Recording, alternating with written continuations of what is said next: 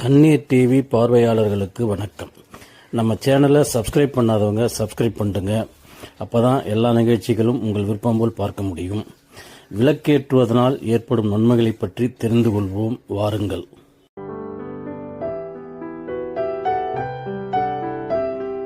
கருப்பாக இருக்கும் சுவற்றுக்கு வெள்ளை அடித்து விட்டால் பளிச்சென்று ஆகிவிடும். கருப்பாக இருக்கும் இருட்டுக்கு வெள்ளை அடிக்க முடியுமா? முடியும் என்பதை காட்டுவதே இந்த நிகழ்ச்சி. மகாபாரதத்தில் குருகுலத்தில் துரியோதனனுக்கும் தர்மனுக்கும் அவர்களின் குரு ஒரு போட்டி வைப்பார்.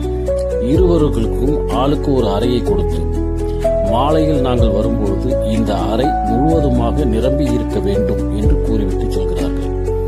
மாலையில் வரும்பொழுது துரியோதனனுக்கு கொடுக்கப்பட்ட அறையை பார்க்கும்போது உள்ளே செல்வதற்கு வழி இல்லாமல் இருக்கின்றது. காரணம், அவன் முழுமையாக வைக்கோலால் அறைகள் நிரப்பி வைத்து விட்டான்.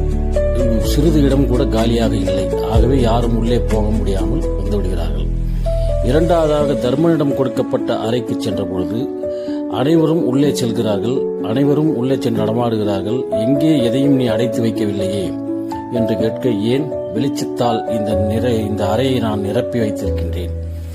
விளக்குகளால் வெளிச்சம் வருகிறது. இருண்டு கிடந்த இந்த அறை முழு வெளிச்சத்துடன் இருக்கின்றது. வெளிச்சத்தால் முழுவதுமாக நிரம்பி கிடக்கின்றது என்று சொல்கிறார்.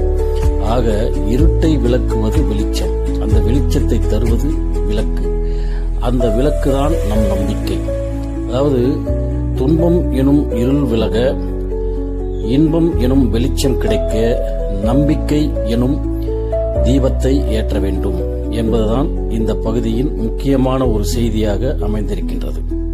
அதாவது வாழ்க்கையில இன்பத்தை ஏற்றுக்கொள்வதற்கும் துன்பத்தை விளக்குவதற்கும் வழிகளே இல்லை என்று நினைப்பவர்களுக்கு இது ஒரு உதாரணமாக அமைகிறது. அனைவருக்கும் நன்றி, வணக்கம்.